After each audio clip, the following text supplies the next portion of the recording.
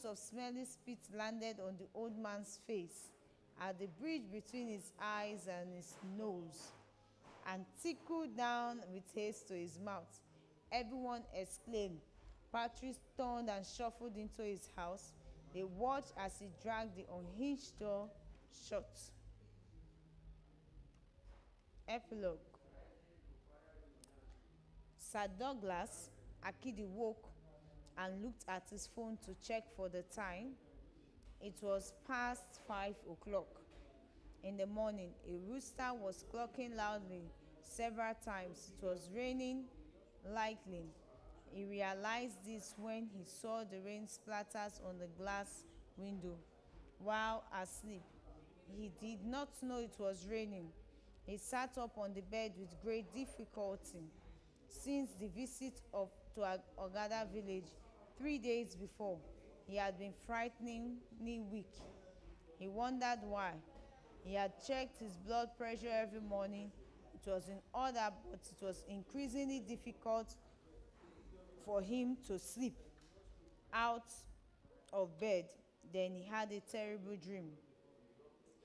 He is in a place he sure is Patrice Ikebe's compound. There is a tall tree so tall it is difficult for his eyes to see the top of it. At the back of Patrice's dilapidating house, he is climbing the tree as if he were a monkey, his two arms around the tree, his legs pushing up. He climbs for hours and hours, yet it appears impossible to get to the top of it. He is bruised. Blood drips from his chest and stomach area where they rub against the bark of this mysterious tree. Then when it seems his hands and legs would give way, he sees that he is at the topmost part of the tree.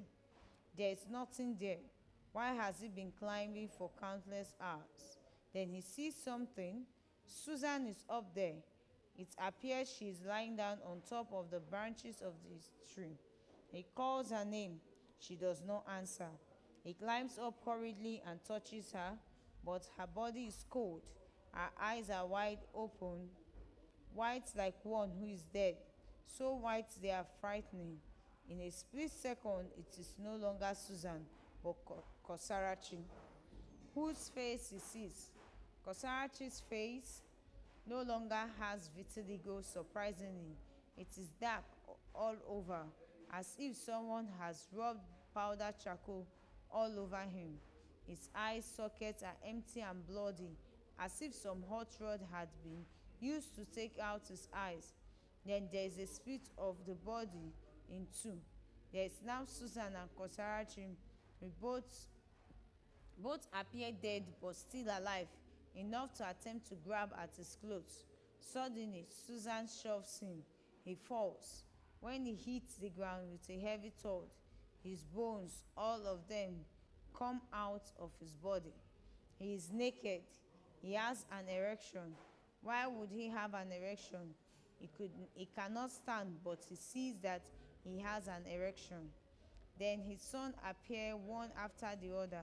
It appears they come out from this tree, each holding a cane. Urieke holds a big stick. They hit him, push him from the tall tree at the back of his father's building. Straight there.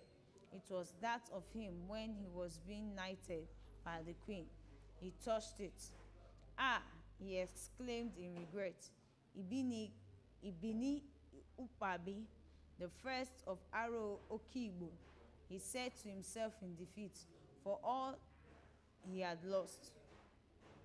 Oke Mmanwu ga-aga n'okwu, the fox who devoured elephants. He shook his head in resignation, remembering now how everything he worked hard for had crumbled like a pack of cards. He shuffled back to the bed. Sir Douglas Akidi had barely sat on the bed when he fell asleep.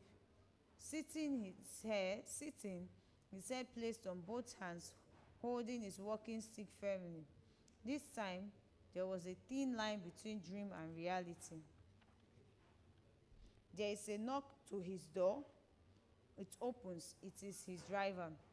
Sir Douglas is shocked. The driver has never come into his flat. talk more of his bedroom. Ogini asks alarmed, "Eh, sir? Eh, sir, are you alright, sir? Talk, eh? You will have to come with me, chief, sir. How dare you walk into my bedroom?" His face shows great anger. What? What is it? This morning, for the first time since I was born, sir, my eyes have seen my ears. Sir Douglas Akidi finds his cane on the bed. He is wearing a nightgown. He showed the driver to the lounge where Ijoma is now standing, her arms across her chest. Ekutos is on the wheelchair by the door. A smirk is on her face. He is sure he can see a smirk on her face.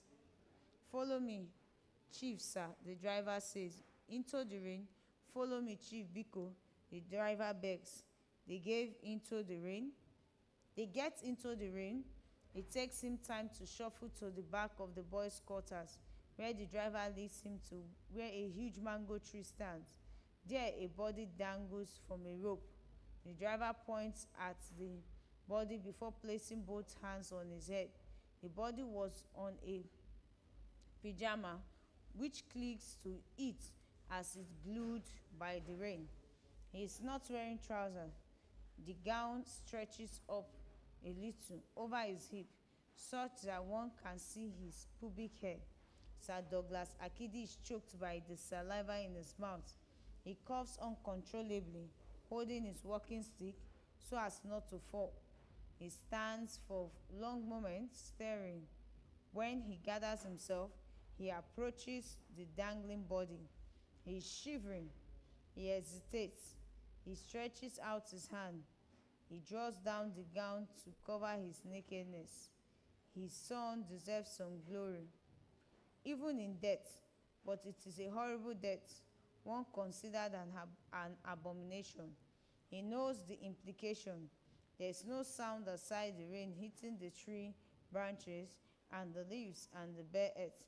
Even the wind, which is heavy, seems not to produce any sounds, at least to him. Sir Douglas Akidi walks back a step or two. He watches the body dangling from the tree, a tree he planted himself when he moved into the compound decades ago. He sees that white foam is wedged in his mouth, obscuring his vitiligo. His eyes are bulged out, all bloodshot. He can hear the ending part of Beethoven's Piano Sonata number 14 in C sharp minor. He is sure he can hear it. Someone is playing it, but the symphony is almost at its ending. Sir Douglas Akidi sits on the floor in the rain. He is crying. He is gulping at the body. Shortly after, the 53rd movement of Handel Messiah, "Worthy is the Lamb that was slain," begins to play. Again, he is sure he can hear it. But who could be playing a symphony? He stands, he turns around, he listens carefully, but the sounds are clear, muffled by the rain. But it is Handel's symphony. There is no doubt about that. Again, he turns to face the body, but someone screams at him. It is a loud, menacing, haunting scream. It reverberates everywhere as if there is an earthquake. It nearly knocks him off his feet. It is Susan. She is in his face, too close. Her forehead can almost touch. He has never been so frightened of a person before. He pees on himself. He was still sitting on the bed, his head on the walking stick. He had a dream or vision while seated. He noticed some trickle to the floor and realized he peed on himself.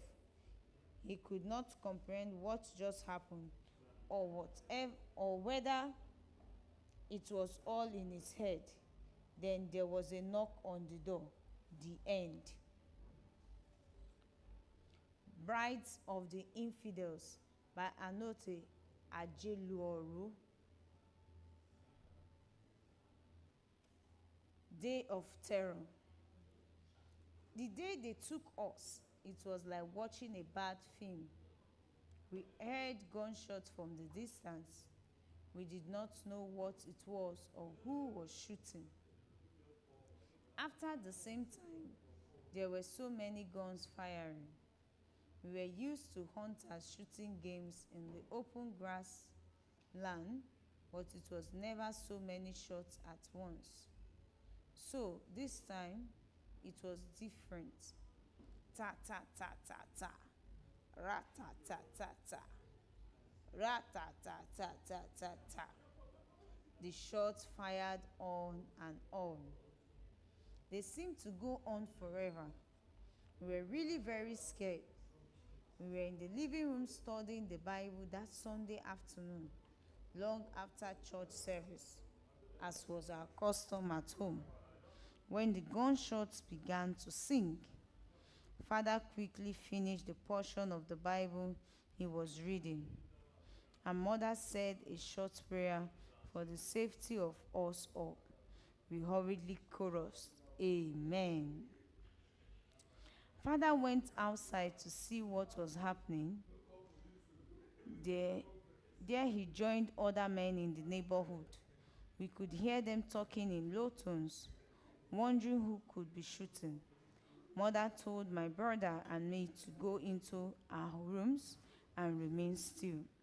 We went inside and closed the door. Whatever it was, we knew it was not good.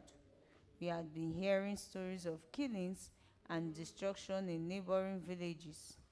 Damboa, which was not too far from us, had been completely destroyed and its emir killed. From what we heard, no house was left still standing. Their roofs had all been blown off. No one was living in Damboa anymore since the killers started their madness many months ago.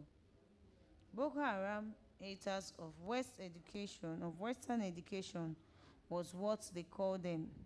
We dared not mention the name aloud. We whispered it instead. As a matter of fact, we used the name to scare children into obedience. It was such a dreaded name. Mentioning it alone brought shivers to the bones.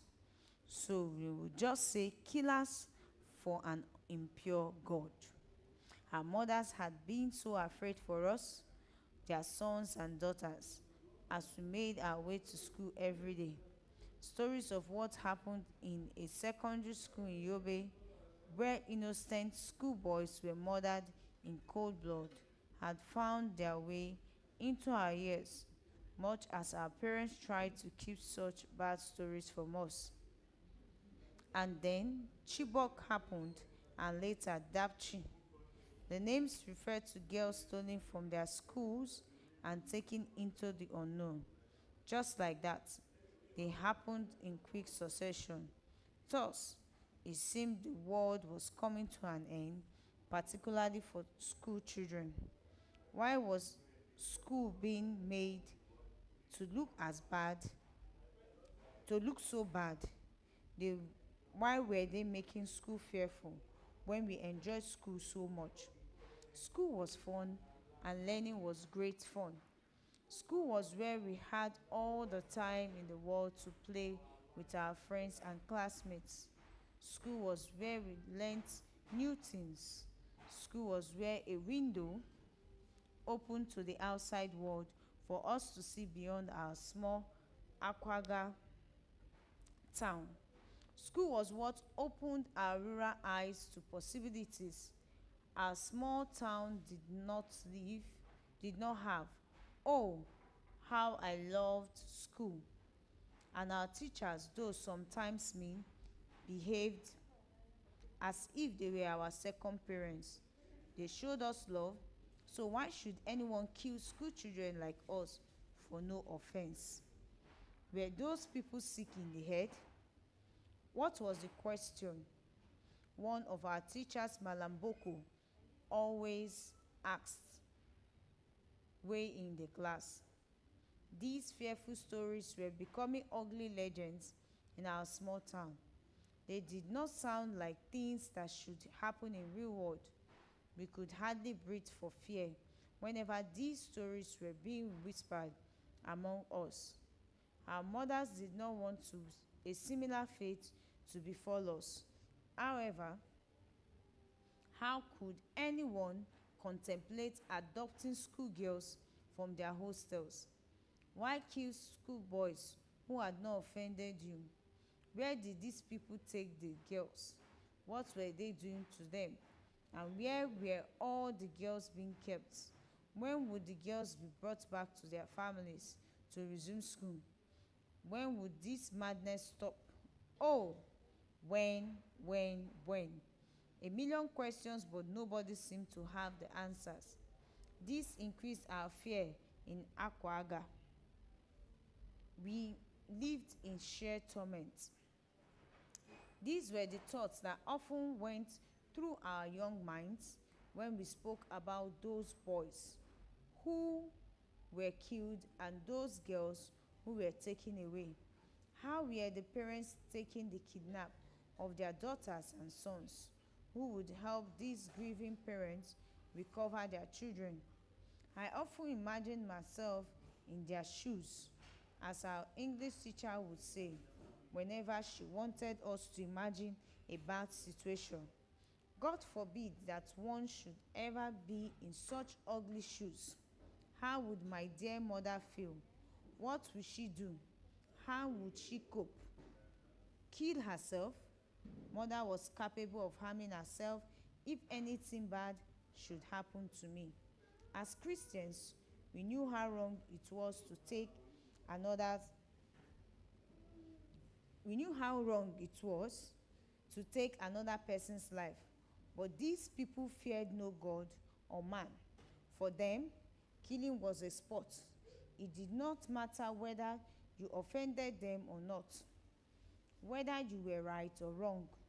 I was still in these sad thoughts and speaking in whispers with my brother John when we heard gunfire spitting violence outside our house, and a loud explosion followed, and we found ourselves covered in dust and rubble.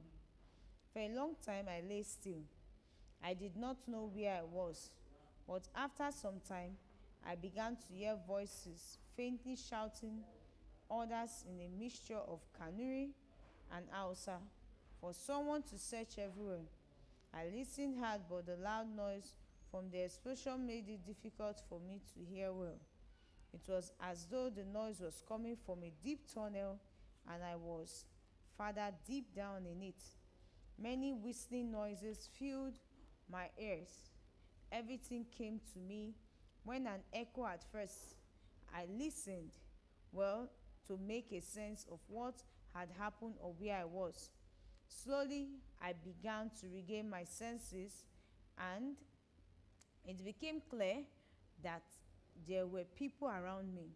When my vision finally cleared and I could see properly, I saw that our beautiful house was gone.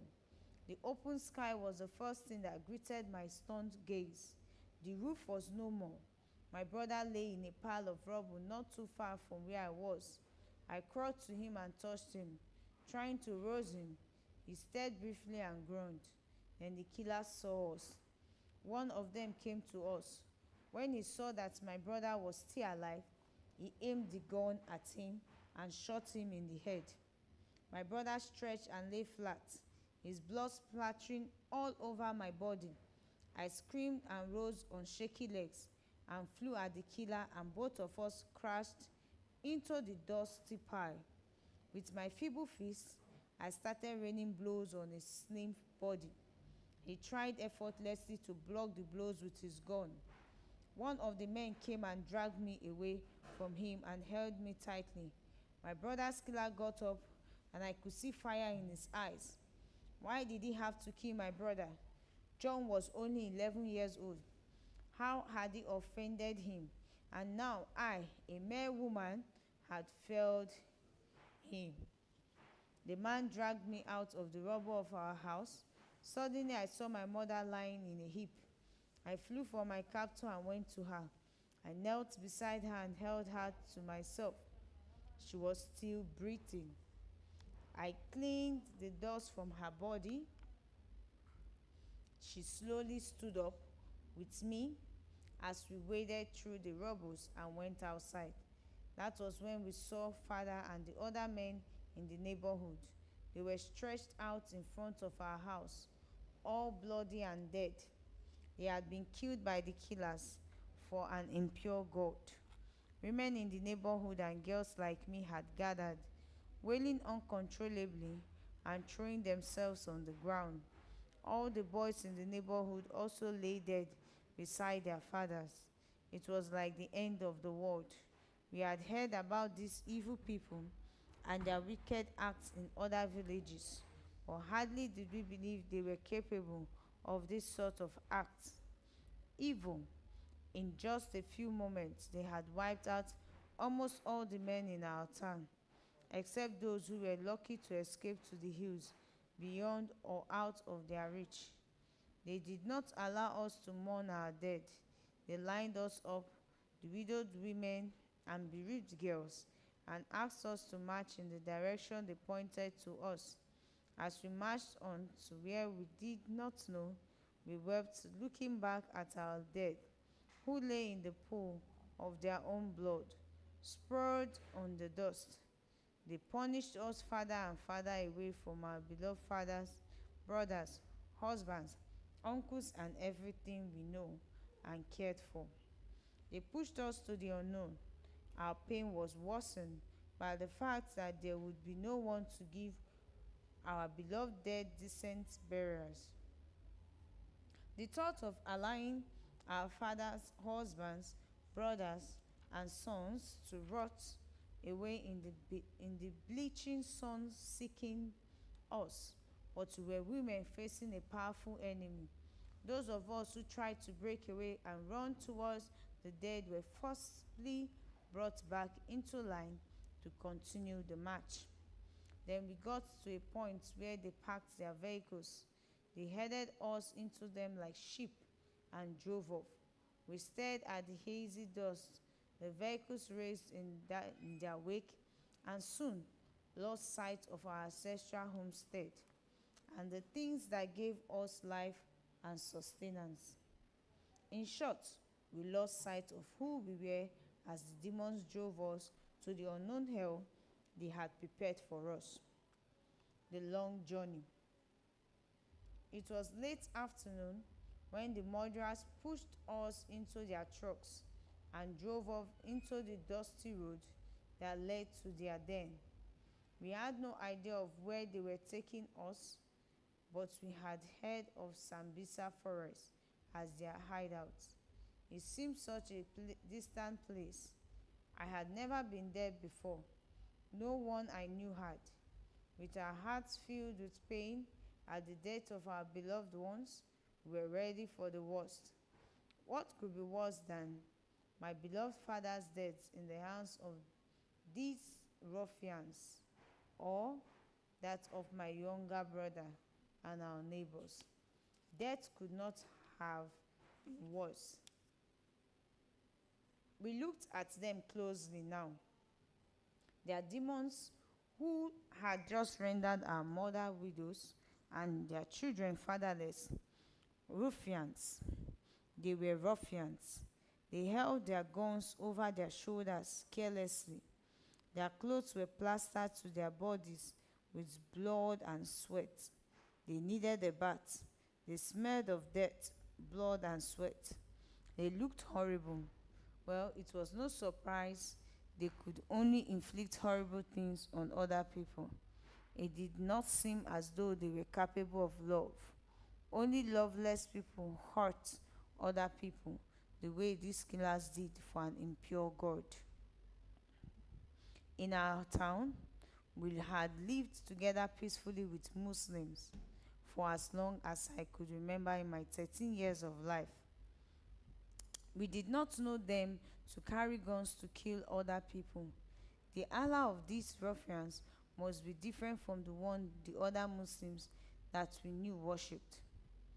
At both Muslim and Christian festivals, we would exchange foods, visits, and gifts, and wish each other well.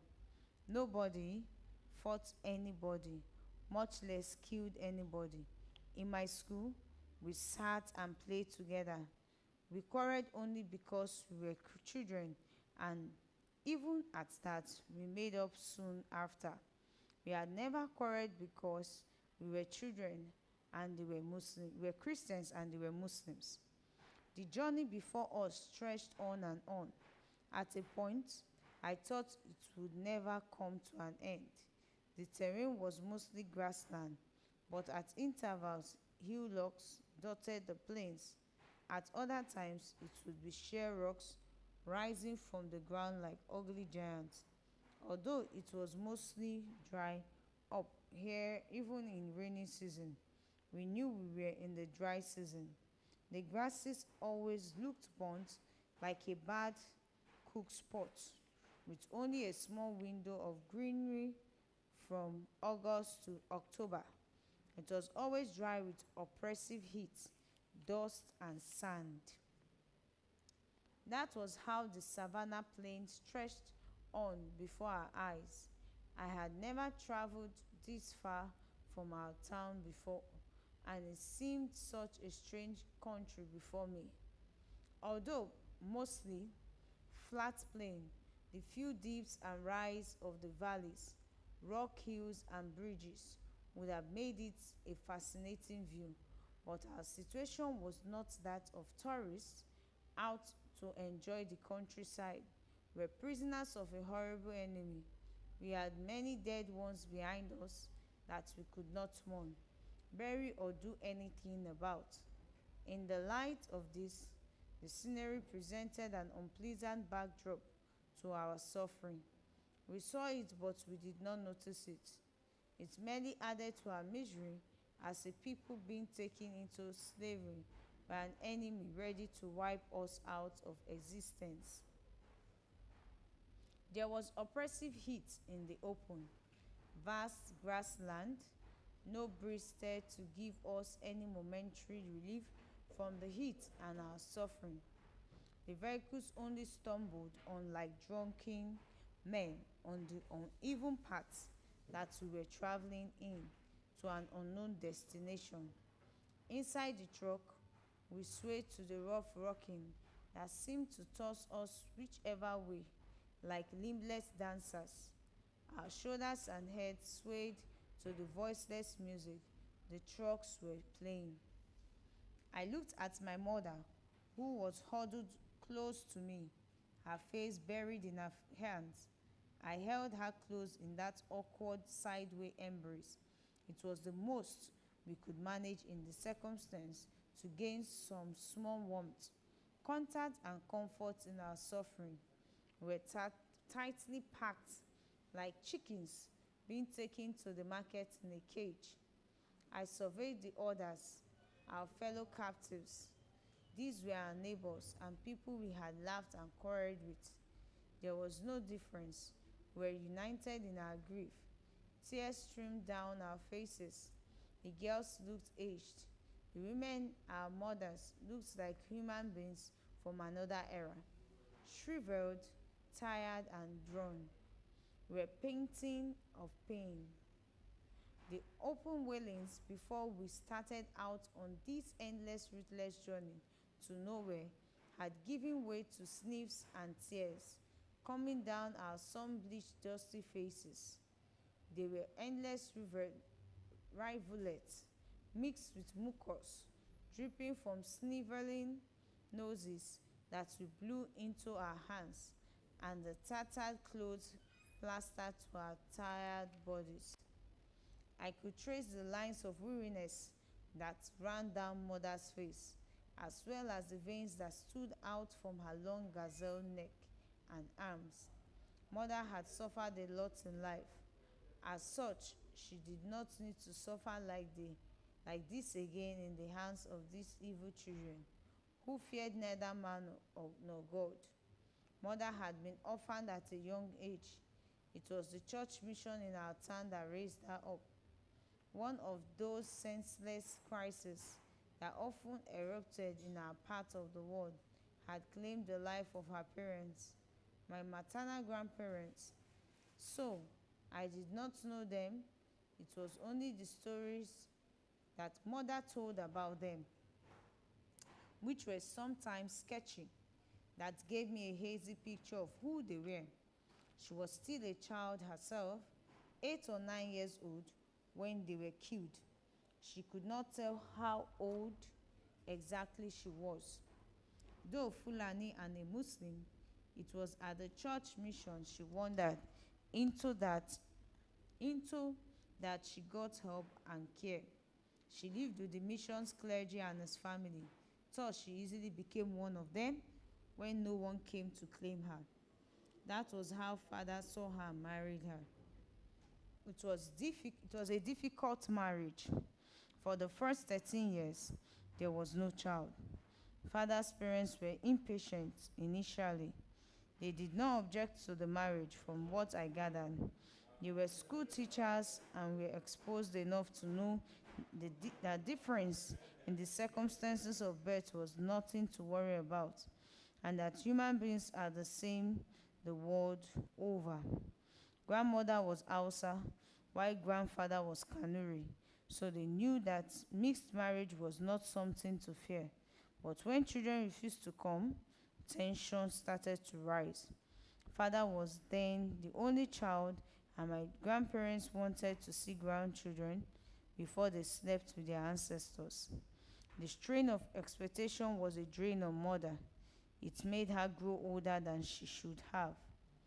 As we were being taken into captivity, we did not know what dire fate awaited us. I looked at the older girls. They were my friends, classmates, schoolmates, or neighbors. They were girls I did live with, girls who played innocent pranks but who were harmless in their gentle nature. They were Muslim and Christian girls. They were girls whose parents did not believe in what most of us believed. All of us were in these trucks, being driven away to the unknown. How did we end up here?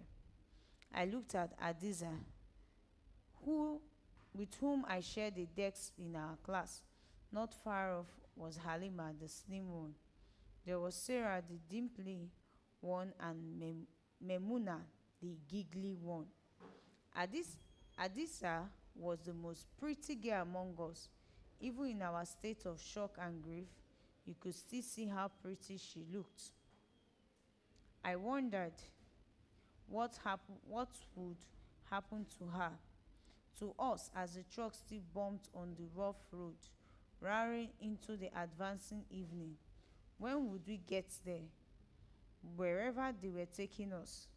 Just then, I noticed a sticky sensation between my legs. It kept crawling down my legs as we sat huddled on the floor of the truck, bumping on the unpaved roads.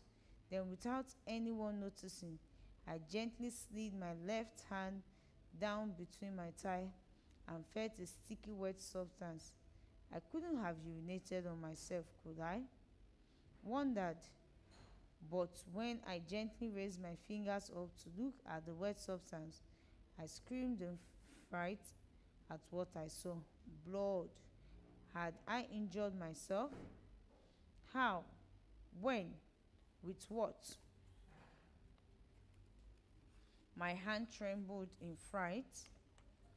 Mother jerked up her head and stared at me with tired eyes. Blood, mother, I screamed again. Where? I pointed. By this time, I had attracted the attention of everyone, including the animals that had taken us captive. I had expected her to shout or scold me, but she did not. Mother held me close and whispered into my ears, trying to calm me down. She patted my back. One of the ruffians laughed, showing his charred tobacco-stained teeth. Allah, this one is now a woman, he said and grinned. We are eyed him with evil eyes that burned with fire and hatred. Our eyes could have killed him if only looks could kill.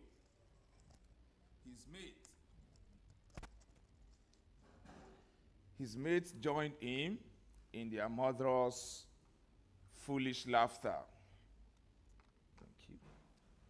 Allah, I will marry this one, he said, laughed again.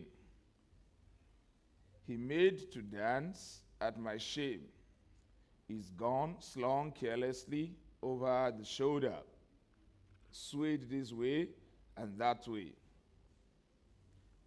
The way mother was fusing over me further made me shy and uncomfortable. Was she told? Me and what the killer said did not make sense. How had I become a woman because blood came down in between my legs? Why did the blood, whatever it was, choose that very moment to come? How was I going to clean up the mess that didn't seem to know how bad our situation was? And how long did we have to travel before the stupid journey came to an end so I could clean myself up? I hid my face in my hands the way mother did a while ago and groaned in my spirit. Then I remembered Chibok and Dapchi. We were all women being taken captive, just like it happened to girls in those places. The only small difference was that our mothers were also being taken captive, and they were not school children like those in Chibok and Dapchi. What crime did women commit against these murderers? Didn't they have mothers, sisters, and aunties? Where they came from? What crime did their mothers and sisters commit against them that they sought out other girls and women to take in out on? It did not make sense. They did not make sense to me at all. Mother could only ask me to calm down. She said it was normal for a girl my age to start seeing blood every month. She added that it was what made a woman a woman. Aziza, who was closest to me, leaned over and whispered into my ears. She was a year older than me. She said she started having similar blood a year ago and that it was normal. I bit my lips. But not like this, not before these animals, these killers, I whispered fiercely back to her. She rolled her dark big eyes at me and held her peace. The truck still lumbered on. Then, from nowhere, we saw a truck driving fast towards us. It was the dust they raised that we first saw. Were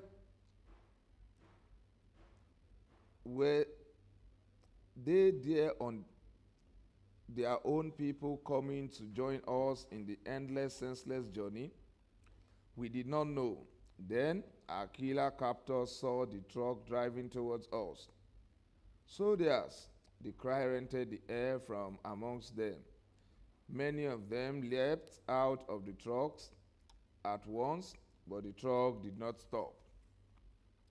Those who jumped down stumbled and rolled on the hard ground. They quickly stood up and began running back towards the truck coming towards us. Instantly, we began to hear heavy gunfire like we did back home at Akwanga before our world was turned upside down. The trucks we were traveling in did not stop at all.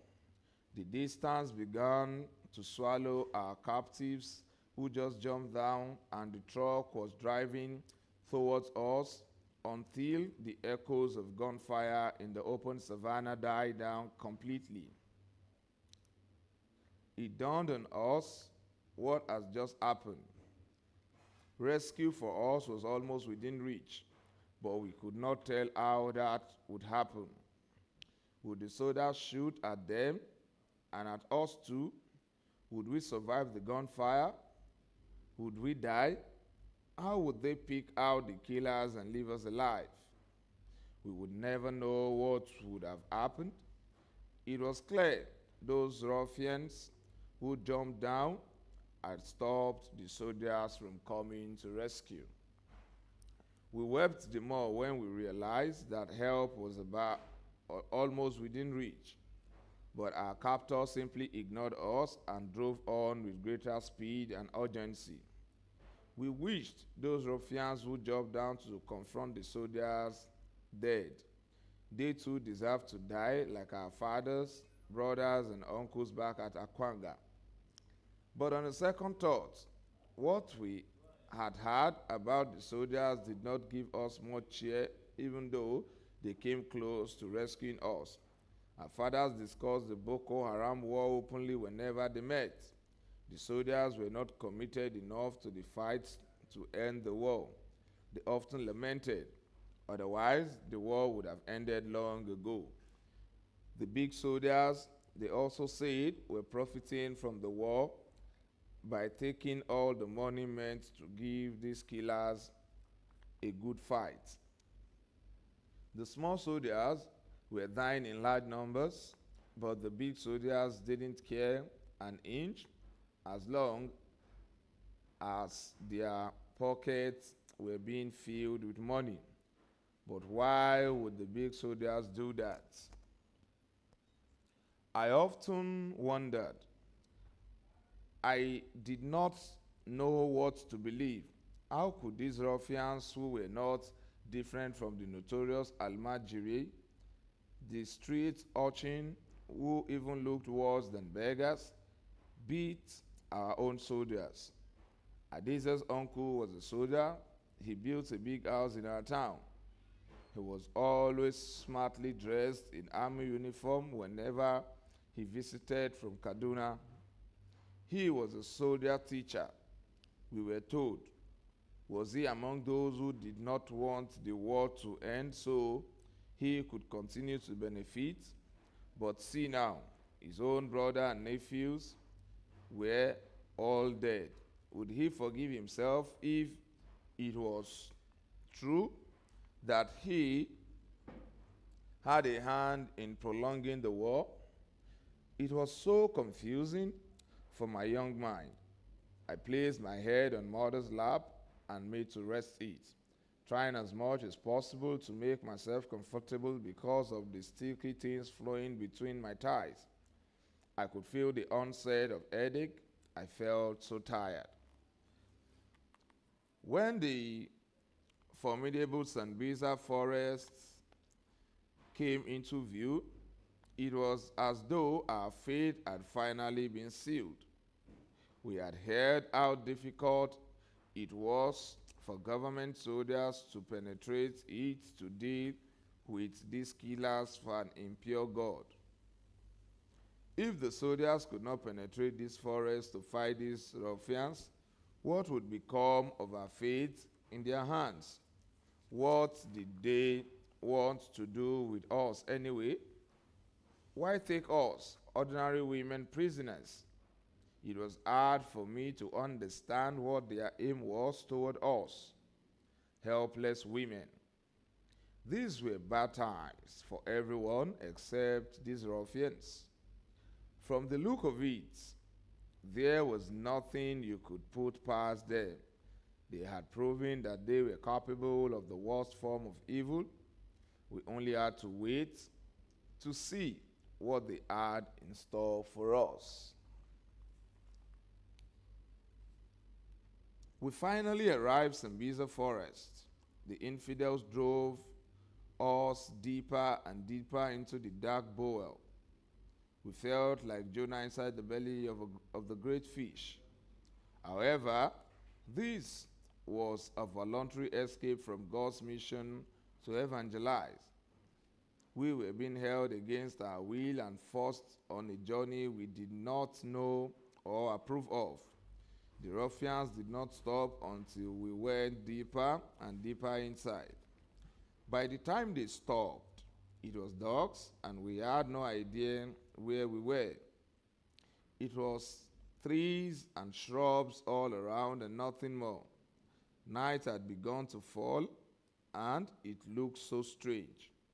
It was a bit cool here though. The settlement was large and it teemed with life. Large tents dotted the plain. Men women and children, and men were all over the place. The women came to us when we alighted from the trucks and led us to what would be our quarters. They took our mothers to different tents and the girls to another tent. After a brief conversation with what appeared to be one of the leaders, one of the men who brought us allowed my mother to take care of me. We were shown where we could have our baths. Rags in the name of clothes were tossed at us like homeless people. Although what we wore had become dirty in the long drive, we still hesitated at the ugly side of the clothes. But we badly needed a change of clothing from what the rags that we came with had torn into. With our skin seeming to crawl as though slimy things were walking all over it, we shrugged the ugly clothes onto our bodies. The bath with water just enough to clean myself of the mess between my legs was a small miracle in a highland of misery. I felt somewhat whole again, even if terrible inside.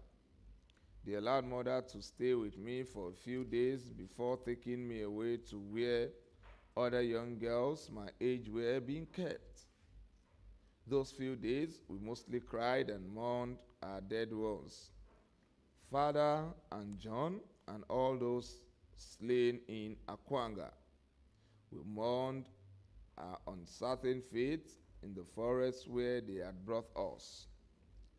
They set us apart from our mothers who became the domestic staff in their den, joining other women to work for the infidels. As the days passed, our role as girls in the camp of the enemy became clear. The girls would be the wives of the infidel for an impure God. As it stood, we had to stay in the matter. It was not what we chose, or what power did we have to resist them. We were in a place so far away from home and so helpless. There was no one to defend us. We were hopeless. Our mothers were not allowed to see us as other women attended to us. They advised us to be calm. They said that it was useless to struggle against these beasts, as it would only lead to instant death in their murderous hands. They told us there was no need to give them that satisfaction. But the thought of giving myself over to these evil men paralyzed me. At 13, I stood in the tiny line between being a mere girl and becoming a grown woman. That was how it was in our part of the world. It was my religion and my father who desired that I should go far in life with sound education. It was what stopped me from being married off early. A few men had come for my hand in marriage, but father always told them I was still in school. Father was. I broke down in tears. Father was more killed by these madmen fighting for a God they did not even know. The pain of it was too much. I could not claim ignorance of what the infidels of an impure God wanted of me and the other girls. Besides, we had heard our mother tell stories of how they started out at an earlier age. Some a little over 10, 11, or 12. Not just that, we had seen films, read books, and listened to young adults in the neighborhood talk about what happened behind closed doors between fathers and mothers. So I wasn't such a child anymore. And oh, God, I had begun to see blood. My fear was not so much that I was ready, but of other things. Being pure in the real sense of it, unlike these ruffians, was my concern. Their uncleanness of heart and action made them the embodiment of evil to avoid. From age 10, I had a vision of a great wedding to the most handsome man I could find in our town or any of the neighboring villages, who would be the first and only man I would give my flower to, and who would love me forever for my precious gift to him. How then would these ruffians take my flowers without as much as a thank you? And what was worse, right there in the bush, it occurred to me that no violation could be more total than what awaited us. We were the blossoming flower of the desert, soon to wither in the scorching heat of this infidel for an impure God. God in heaven, please come to the help of your children. God, are you really in heaven and watching us and seeing what these men have done to us and whatever else they plan to do to us? God, arise with fire from heaven as in the days of Elijah, and deal with these men the way they have dealt with us, so they would see your glory and feel real fear while we give praise. I kept challenging God. I asked God to take revenge and rain fire down on our enemy and rescue us from whatever evil the men were plotting for us. I began to wonder if God did not hear my earnest prayer, or he was too slow to action on our behalf, or he was simply too busy in other parts of the world dealing with similar or worse problems. Perhaps that was why those who did not want to believe in the gospel of our Christ always ask, why does God allow evil to befall his children? Why does he not respond quickly to their cries for help? And no matter what reason you give, they always seem not satisfied. Now, we had a bunch of infidels taking the matter out of the hand of their God. They were fighting, killing, and maiming just to get the law of that God obeyed at a heavy cost on other people. What then is the right way to go about believing? I probed within myself. I was angry with myself. I was angry with God, who seemed to have abandoned us in the hands of an enemy of his children. When was the right time for his salvation for us in these bad situations? Perhaps I was not thinking right, or our situation was enough to make a good man bad. It could not be worse. If our horrible experience in our town made it seem we were singled out for suffering because of the faith we practiced, then I was wrong.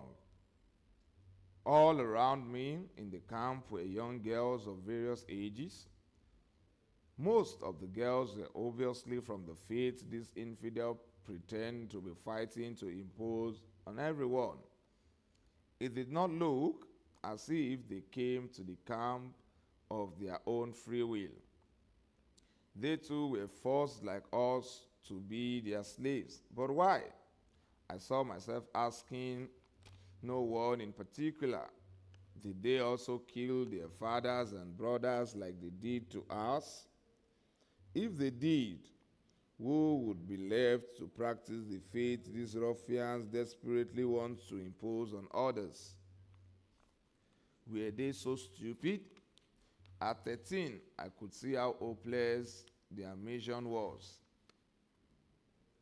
If their mission were true, why force people against their will to be part of it when simply evangelism could have done the trick.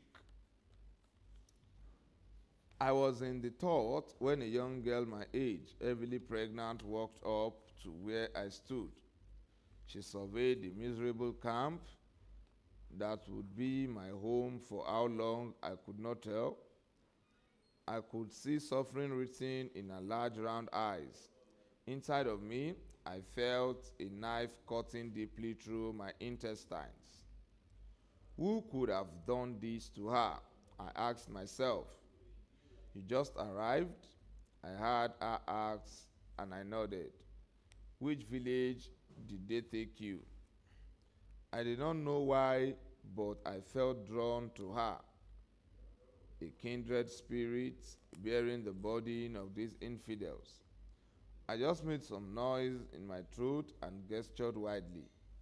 She nodded as though we were bounded together by a collective suffering. Oh, not far from my place, Mifi. Oh, I know Mifi, I said. How long have you been here?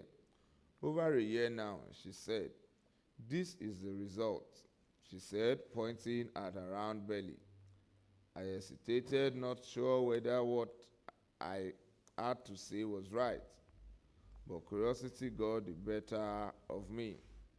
Did you have to do it? Do what? She retorted. I mean, whatever got you like this, I said, pointing at her belly. Did I have a choice? She asked and continued. Do you think you have a choice here? You wait till they come for you. Girls who resist them end up being stabbed to death. You don't want to die like your father and brother probably. Do you? I was shocked. How did she know that? Oh, you are surprised that I know? She scoffed. It happened to us too. That is their trademark, to kill off the males and marry the young girls who will produce their next fighters. But it may not be so bad. There is a chance I can escape with my child when I deliver him. He does not have to be like these animals. I was shocked at Amina, which she later said was her name. She had it all reasoned out. I spent 2 nights in the camp. After separating from mother without incident. However, by the 3rd night, I was summoned to a large tent. There were many men there. Without ceremony, the man who appeared to be the leader pointed out one of his men to me.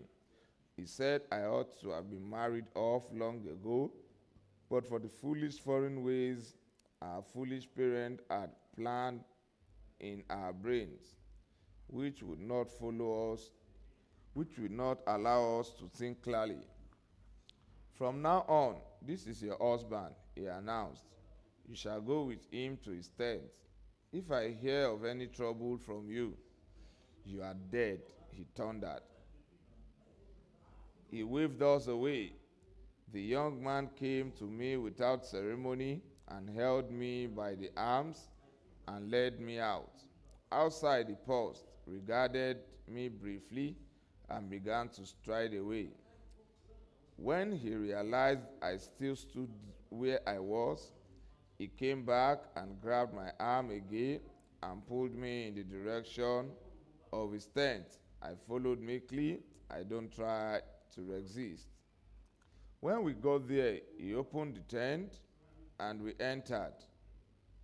He drew the opening shut. The tent was bare, with all the basic things a man fighting a war would need: a flattened mattress, a log of wood for a chair, a few clothes scattered here and there, his guns, knives, and other odds adorned the place. He motioned for me to take a seat. I stood. He looked at me, and a faint smile came on his lips. Where did they take you? He gently asked at last. I opened my mouth to speak, but no words came out. Perhaps his gentility confused me. I did not expect him to be gentle. What they did to us days ago was not gentle at all. So, how could he be gentle? Perhaps he was testing me. You don't have to be scared, he said. You will be surprised, but I am not one of them really. I didn't come here to defend any faith or plant a caliphate. They forced me to fight for them. I was taken from Damboa. They killed our emir. I know you don't like it, but it will be better not to be foolish here. So, why are you fighting for them? I found my voice at last. You are not deaf, are you? He seemed angry. These are very cruel people. They kill without thinking. The only thing they respect is obedience. Just obey and you will be fine. I looked at him closely now. He was still a boy, although the life he now lived had toughened him and forced adulthood on him. So, what are you going to do with me? They said, you are to be my wife. He said, that is what you must be. What if I refuse? I was defiant now. After all, what more was there to fear? He looked at me again and closed his eyes like someone who was tired. In that moment, I too felt his pain. He could not be the young man he was created to be. Other men had taken over his manhood and his ability to do as he pleased. He was a toy in other people's hands. Instantly, I knew we were in the same plane of helplessness. My heart went out to him. I saw in him John, the young brother I had lost a few days ago. I knelt down by his side and held his knees where he sat on the log of wood in the tent. Please help me. Help us get out of here. This place is not for us.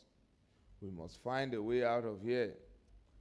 But my mother, how do I get to her to come with us? I pleaded passionately with him. Those first few nights in the killer's den must rank as the worst in an unending nightmare. Diko's gentleness in this island of brutality was a shock to me. Some of my friends and captives from Akwanga did not have similar luck. Oh dear Akwanga, that dusty town in the midst of a vast savannah. It seemed like ages ago when we were forcefully taken away. I remember it as another country far away in another part of the world. Would I ever see you again, Akwanga? It was Adiza, the pretty one, that added to our cup of sorrow that kept running over.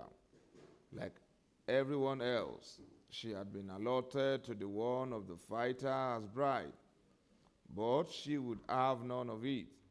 She told him plainly that she could not marry him. Adiza must have driven her husband to the point of madness with her refusal not to have anything to do with him. When his patience had been wanting, Usman took matters into his hands. After a few nights of trying to persuade her, he forced himself on her. Their tent was next to ours. We heard Adiza screaming. It started as a fight followed by slaps, and then she started screaming. I got up and made to run to her aid, but Diko held me back and asked me not to be foolish. Just then we saw her burst into our tent. Her clothes were in tatters, torn from struggling with Usman. who also ran in after her, his tunic also in bad shape. Hadiza collapsed on top of us on our bed in our attempt to escape from Usman. There was nothing we could do. The anger in Usman's face was enough to kill. Diko managed to calm Usman down and convince Hadiza to go with him, advising her not to allow her behavior to get to the commander's ear. With such assurance, Hadiza went with Usman, and we never had her make trouble with him again. She came out with a small frown the next day, but there was no bitterness in her anymore. But Alima's case was worse. We were shocked to the marrow to hear what happened to her and what she did to her husband. She did not protest the husband allotted to her. She even allowed him have his way with her. But that was when she struck. That night, Alima simply split the throat of her husband with his knife and butchered him. She cut off his manhood and held it up as trophy. We were stunned when we saw what she had done to one of those who killed our fathers, our brothers, and our uncles. She emerged the next morning waving the blood-stained knife and the butchered manhood, daring anyone to come near her. She kept shouting, her eyes wide and wide. "You killed my father. You killed my brother. You killed my uncle. You killed my nephew. Death to you too. Death to you too." We came out of our tents to behold Alima raving mad in her bloody revenge. Why and how some of us still remained sane after what we had gone through baffled me. Alima simply collapsed under the weight of her commotion ordeal and let the demon inside of her loose. Her screaming attracted the commanders, who came with pistol in their hands. They went in and saw their dead comrade and came out. One of them simply took aim and shot Alima in the forehead. At the blast of the pistol and its terrible impact was a look of shock in her eyes. Then the knife fell from her hand. Alima crumbled on the ground in a heap and lay still on the dust, lying awkwardly. Momentarily, we all died with Alima. What was there to live for in this terrible place? The big commander shot many rounds into the air with his pistol and dared us to be as stupid as Alima. This is a warning to anyone willing to be as foolish as this girl, he roared. She will suffer a similar or worse fate. If you think we are here to play, try this nonsense again and see what will happen to you. He stormed off in the direction of their big tent along with his fellow comrade. Then some of us retreated into our tents, greatly troubled and terrified. A bout of wailing began. We cried for Alima. We cried for ourselves. We cried for our innocent fathers, our uncles, our brothers. We cried for our nephews who were killed in cold blood in Akwanga like Alima. We were crying for our future that had been stolen from us. We were crying for the rape of our souls by these murderers, for our impure God. We cried for our country that did not protect us. We cried for a country that let our girls down and allowed them to die in the senseless manner. A country that sacrificed their young girls on nameless altars. A country sacrificed their mother for nothing. A country that could not defend our young and vulnerable. Oh, we cried and cried until we forgot how to cry and what to cry for. If crying was what we needed in our terrible condition, I did not know how many times I fainted at the sight of Halima lying dead in the dust. Deko said he poured water over me to revive me. I came back, but the ugly side of my dead friend remained in the dust. She lay there. Halima lay there, unmoving and unmoved. Our tears dried up, but sorrow sat heavily in our hearts, and we lost the zest for life. Wasn't Halima part the best in the circumstance? What chances did we have against these demons? Would we not be slaughtered like Halima at the end of it all? We cried. That day and every other day for Halima and our mothers, our Kwanga, our country, and even these killers who held us captive. They were captives themselves for a force they thought they knew. They had lost their way and found themselves in the doorstep of the impure God, for whom they believe they must kill to satisfy. We cried an ocean of tears. We expected them to take the body of Halima away to be buried wherever they buried their dead, but we were wrong. Our unclosed eyes stared vacantly at nothing in particular.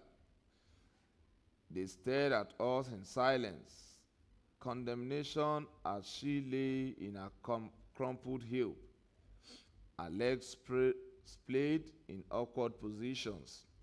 We opened our tent and bumped into the sight of Halima and saw that night fell and day broke. Yet Halima remained in the dust in what you would call the courtyard that our tent opened onto.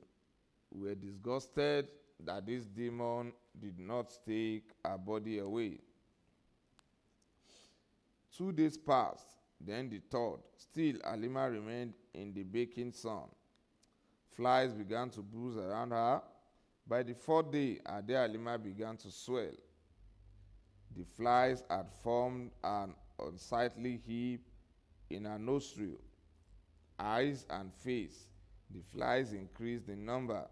1,000,000 flies came from all over the world, and their buzzing was like the sound of an helicopter taking off. Then the smell of decaying Halima hit us like a cruel blow. Food could not pass through our throats. So long Halima remained in the open dust, then her swelling increased, and so was the stench. She was being eaten by the innumerable flies. Halima's body in that awkward pose taxed many young minds to the limit. That was how we lay low with Halima in the dust, having died with her and suffered the same ugly fate with her.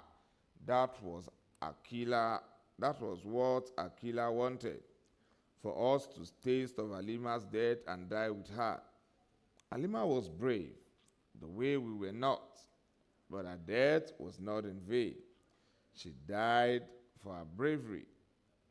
That was why they are pushing her. They killed, and our captors never thought us capable of giving back to them what they happily give others. It must have hurt them so much. That was why Halima was left to rot in the sun. No, they were punishing us for Halima's bravery. Just the way I felt the idiot was killed who killed John, my brother. But Halima was beyond it all. Halima was beyond them now. She must be in a good place. They hated her for it. They hated her for the gods. It became clear to us that the evil that these murderers harbored in their hearts was larger than the Sambisa forest they had made their stronghold. Life for them meant nothing. The message got to us loud and hard. We needed to avoid any act that would further endanger our lives. They did not value life, but we did and must preserve it from their murderous itching fingers. Halima was the mistake we must avoid as long as life was in us in this dreaded forest. Once there is life, there is hope. So they say. We continued. We could not afford to lose hope and the human being inside us for these demons. On the night of the seventh day, they took what remained of Halima's swollen body away. They should have feasted on her body, I hissed bitterly.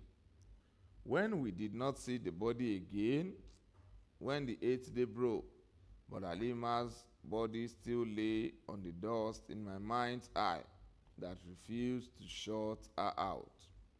She never left the dust that they made her grave for 7 days for me. She never left there but lay there forever. That image was a terrible nightmare of our lives, and it had remained with me for long. It would follow me till my dying days in its ugliness. Our brave Halima had remained undead in our living hearts. That night, Diko was gentle with me. He showed me a side that was totally different from that of the infidels of an impure God. I believed him. I believed he was not one of them. If I had not met him in such terrible circumstances, I would have believed he was the man God said my way as the only one deserving of my flower. He explained to me that he had to take my innocence as the only way not to put me in harm's way with the infidels. He told me they had spies everywhere who saw and heard things, and that if they as much as hear or see that he was being too nice to me, they could hand me over to another man or a commander who would be cruel to me. I didn't like that prospect. Diko seemed genuine, unlike the other girls from our town. I was the only one who came out with a warm smile the next morning after our intimate encounter with these infidels of an impure God. My friend Esther practically ran out of her hut naked, with her husband chasing angrily after her. Other girls had tears in their eyes, while yet others had scars on their night encounter. Amina's condition worried me. Would I be like that too? How could one carry pregnancy in such horrid condition? Where was the hospital to deliver one's baby? How could anyone survive in this horrible place with pregnancy? I raised these issues with Diko, who assured me it would not happen. I looked at him with questions in my eyes. Did you not notice how I emptied myself outside? He asked. I looked at him again, more confused. I was too inexperienced to understand such things. I had just been made a woman in a jungle where Nigerian soldiers feared to enter because of these ruffians. But Then Diko explained further. I understood a little and silently prayed there was no trick in what he said, that it was not another way these ruffians misled girls. But I have trusted Diko. Almost everything he told me so far had come out true. Diko came back from their fight with the soldiers one day and became withdrawn. He took the food I gave him and ate silently. He did not respond to the many questions I asked him. Knowing that he did not talk too much, I let him be. He was fond of telling me how the battle went, how much they lost, how many soldiers they killed, and so on. When I once told him how much I feared for his safety, he told me it was not his war and so he would not die in it. Yet I feared daily for him. I had grown fond of him. He was the only friend I had in a world of so unfamiliar. Apart from Amina, of course.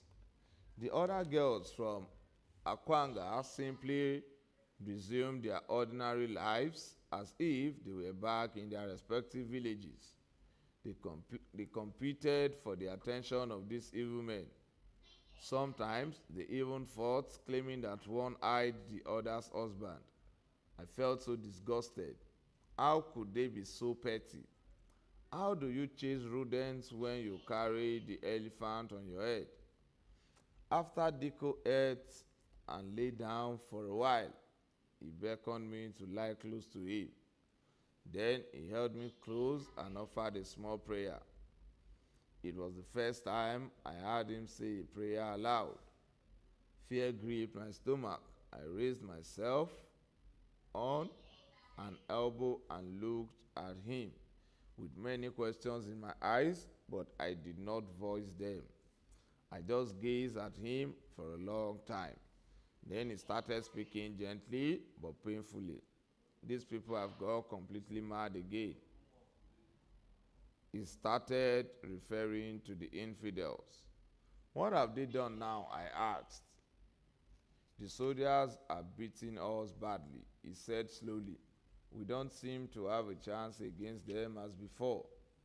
So there is a new plan to use young girls like you and even younger ones to carry bombs to markets, mosques, churches, checkpoints, and barracks. My heart leapt into my mouth. These ruffians had shown themselves to be capable of a great evil. But this one seemed a new twist to the totality of their evil.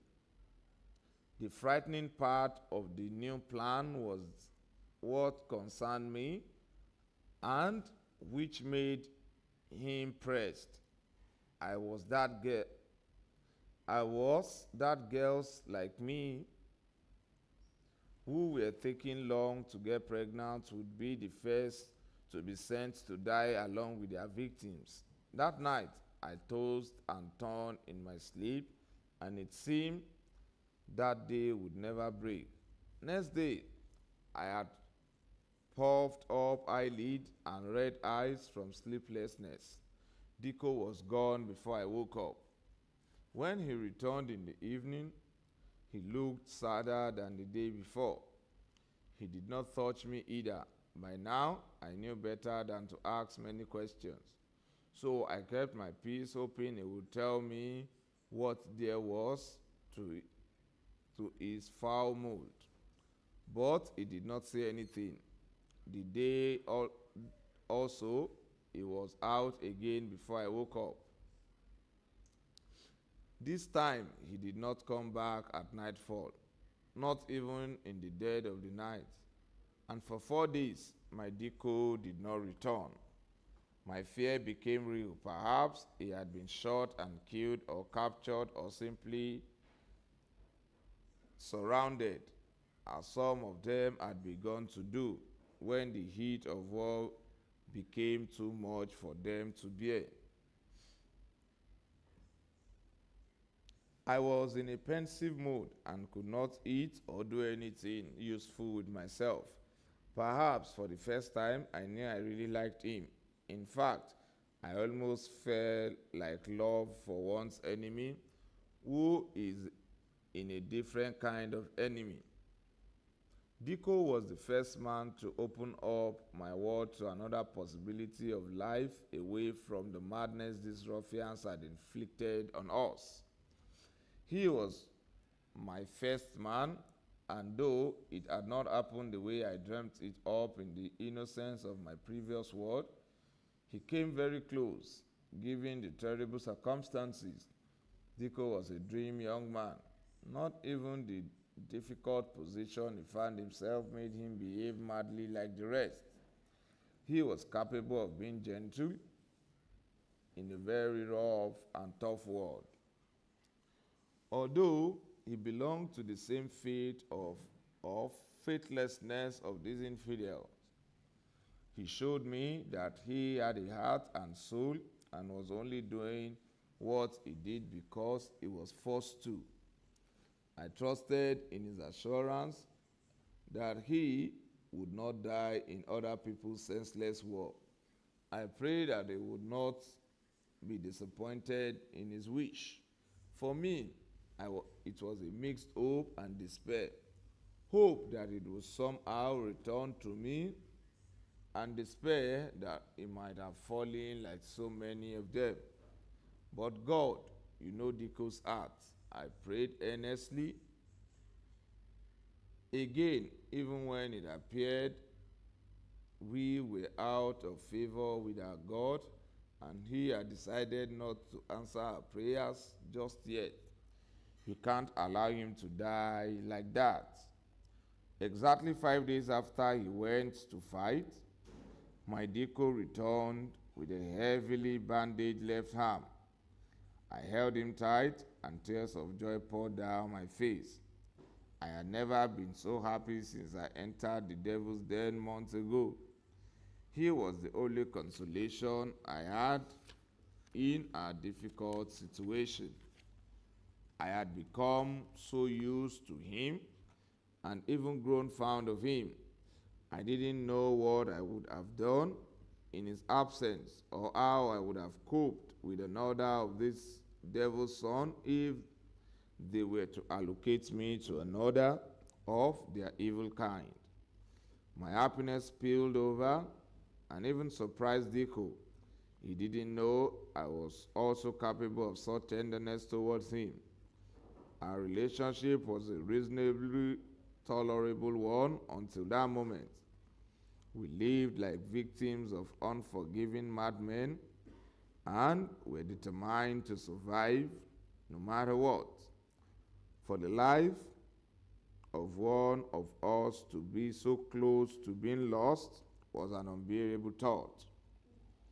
He came close to losing his life, but miraculously came back to me. A small celebration of the gift of life and being given a second chance was not a bad idea, even in our terrible state. Inside our tent, Dick also showed me how much I meant to him. He held me close and called me mother and told me what happened in their last outing. They had encountered a military earlier than their lookout had warned them. It became every man to himself as they tried to shoot their way through to get away. It was in the heat of the battle that he got shot in the arm. He said he was lucky to have escaped alive. His fellow Boko Haram combatants were shot dead in their numbers. He became lost in the forest and wandered for many days before he could find his way back.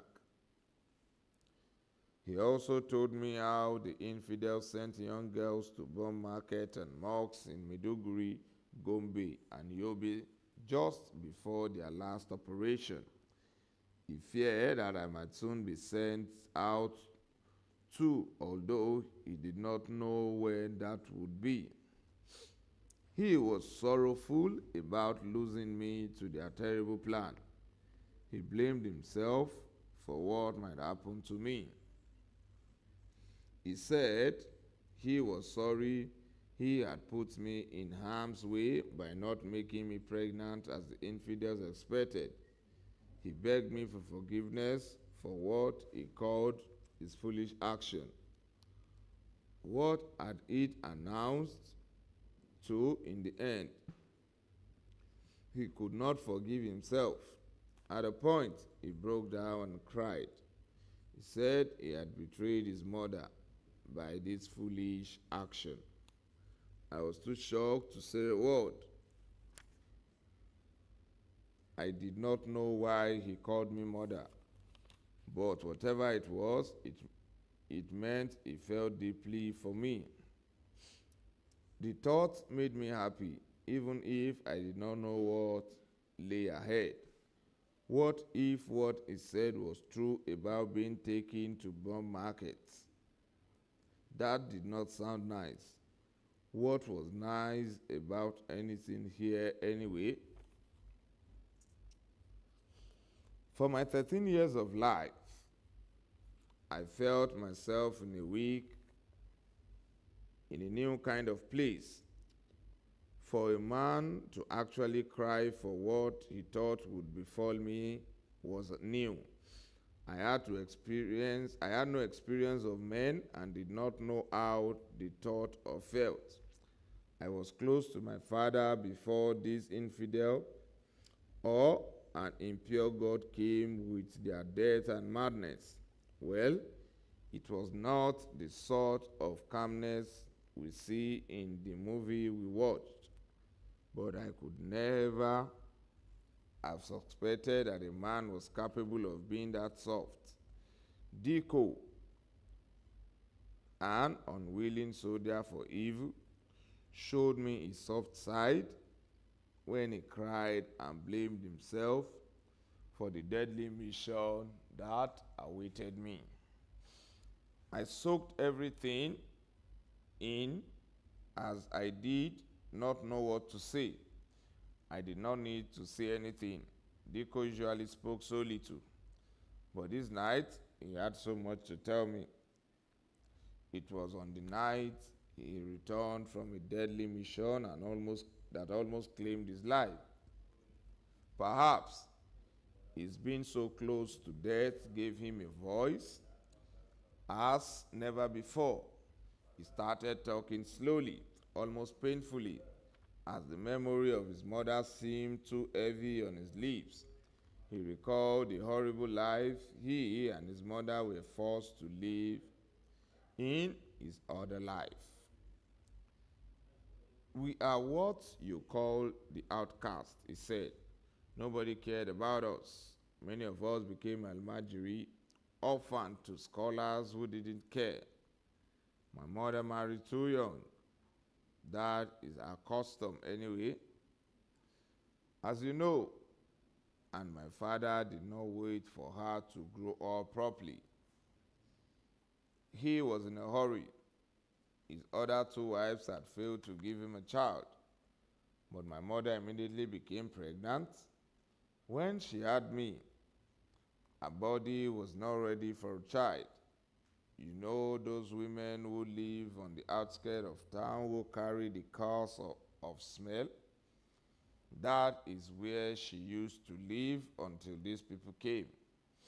My father's wives told me these stories, of course, out of spite, to let me know that I was nobody and that my mother was evil and cursed. I was badly treated. My father was not always there. As an imam, my father was too busy to care for me. He left me to his wicked wives. He was always going out, traveling, and didn't know much about what happened in his household while he was away. The wives were in control, and I was at their mercy. Whatever they decided was what happened. They did not have children of their own, and my mother was a cursed witch, according to them. So why should they bother so much about the child of a cursed witch? When I grew old enough, I went looking for my mother on the outskirts, where women like her were condemned to live. I couldn't stay as the stench was too much for my young mind. But I saw my mother.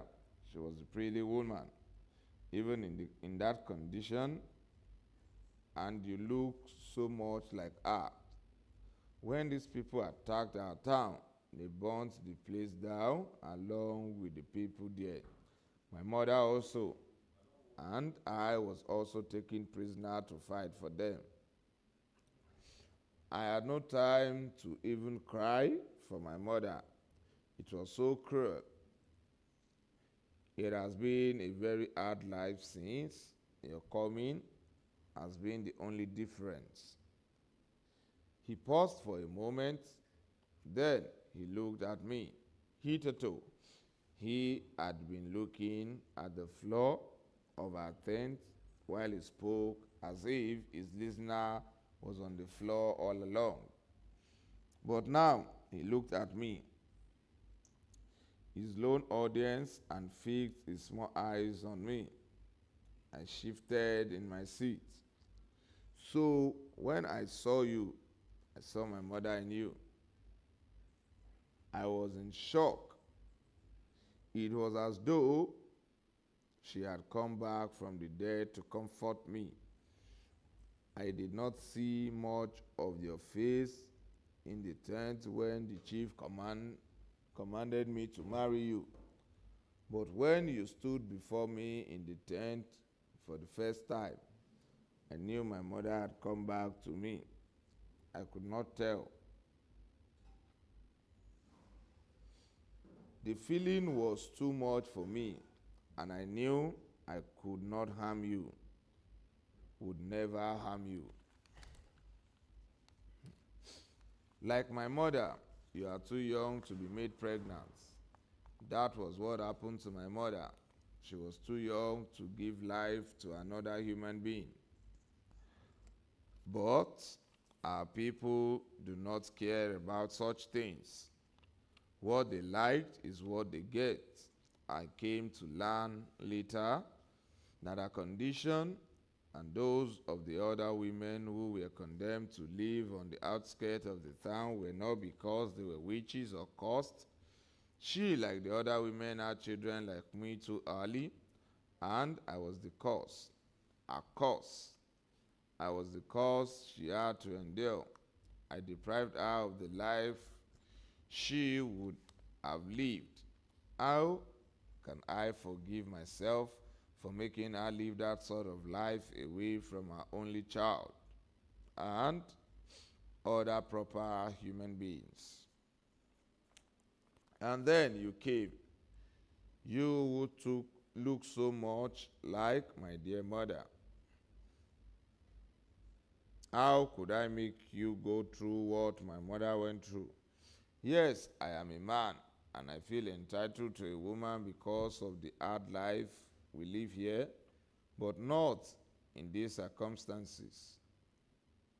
But having forced you on me, I knew there was going to be a limit. To be frank, I regret I had to do anything intimate with you. But what was the most I could do? Please forgive me. And he held me tight as though his life depends on it. He told me to be strong. He said there were young women who were sent out with a deadly weapon, but who were more sensible than others and plotted their own escape. He asked me to be wise and to always think of staying alive, because these people had no cause worth dying for. He said, he was trying to do the same, and it was why they did not like him. Diko answered some of the questions that were on my mind with more questions, like,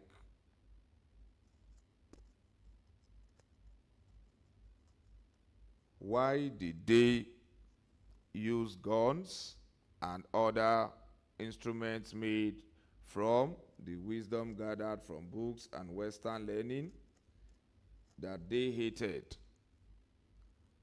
One would have expected that they would never have touched anything Western education and book brought into being.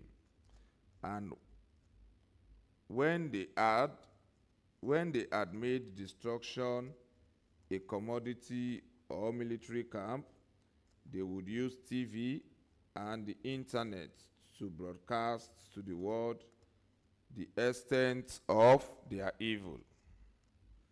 Why did they not wait till they were able to make weapons and other gadgets they use from the illiteracy that they glorified before waging their useless war? They are people who are blind and foolish, and who say things they don't mean. Diko continued, I am here to understand them. Well, I guess I may never understand the reason for killing people who have done nothing wrong to you. Walai, as soon as you are gone from here, whether good or bad, I will leave this madness behind and find a chance to begin my life again. My father and stepmother stole my childhood from me. I lost my dear mother. Now you are about going away. Kai, what more was there to do here?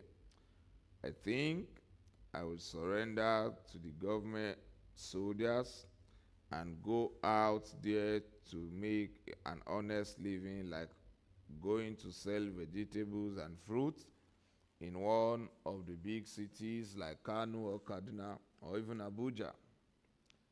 I hear there is money to be made from selling fruits and vegetables in the cities. I must leave this madness behind. The force of Diko's word reached me like a balm, so soothing. He was so different. I wish we had lived in normal lives and normal times. Indeed, I wished we had met in normal times. I could marry him 1,000 times all over.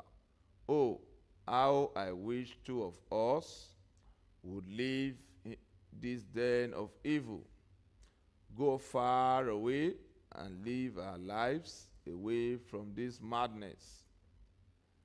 But I knew that would be impossible except the unseen hand of God guided us so. But first, I need to leave this camp and avoid being killed by a bomb. If I was to believe Diko, a bomb, what did I know about bomb? Nothing except the fearful sound of the word itself and what I had seen in films. How could one escape such force of violence that a bomb is? Diko told me many other things that night. I could not sleep much. Thought of my own mother filled my mind. I had not seen her since we were separated about 10 months now. What had happened to her? Was she well? I feared for her frailty. Mother is a strong woman, but life had not been too kind to her. Life had sapped her with her will to be the woman she would have loved to be. Being subjected to this hard condition would almost kill her. John and I were her main anchor in life. Father too was before being brutally killed by these madmen for an impure God. What could I do to help her? Nothing. How I yearned to see Mother. I was so helpless and so far away from her. I didn't even know what was happening to her. Did she think about me? Of course. Silly me. How would she not think about me? I was a pride, the fulfillment of all that she desired. Our only daughter, our world. I remember when I took Hill when I was 8. Nobody seemed to know what was wrong with me. Even the doctors were a bit uncertain. Even after tests, they merely kept me under observation. Mother would sit by my side and sing soft melody songs. Those songs reach deep down to wherever my spirit had taken flight to and overed.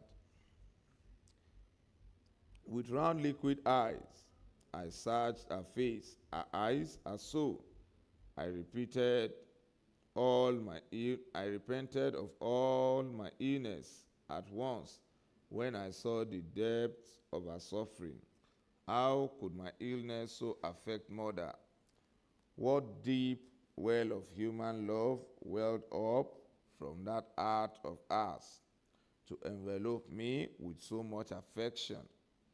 Mother nursed me with unfailing love and care, dabbing my forehead with a wet cloth to keep away the burning fire all over my body. Even God saw a heart of gold that was filled with love for her own daughter, who was battling for life. Almost miraculously, as I had fallen ill, I began to recover. The doctors were surprised. They had not seen the likes of it before. A day later, I was discharged and Mother took me home. That was Mother. Her heart of gold was filled with pure love. What tasks did they assign her? Would we ever see each other again? Especially if these killers for an impure God were to send me to a suicide bombing mission. Was this goodbye to everything that I knew and cherished? Was this my best very end? All my body shook at the thought. Was this how short and small life truly is? Well, I wasn't surprised, was I? Fathers, John's, and the lives of the others had been cut short right in front of us all at once. It was as if they were ants we stamped on and not the lives of human beings. So, what was mine that I should worry about? Living in this forest was so meaningless, so miserable. It was as if our lives had stopped, and if we had no life to live at all. School was so distant now, it seemed it was something dreamt up that was not real anymore. Now the meaninglessness of life here did not worry these killers for an impure God baffled me. How could anyone in his right senses decide to fight for his God in this manner? I did not know what more to think about. My mind became a blank paper as sleep began to steal into my eyes that night after my Diko had told me so many things. It was like our last confession together. Would we meet our Maker soon or still live much longer? I did not know. It must have been about 7 or 8 months after we arrived this horrible camp when my friend Amina began to feel the urge for childbirth. It was demanding to come out, to be part of his place of suffering. That dreaded forest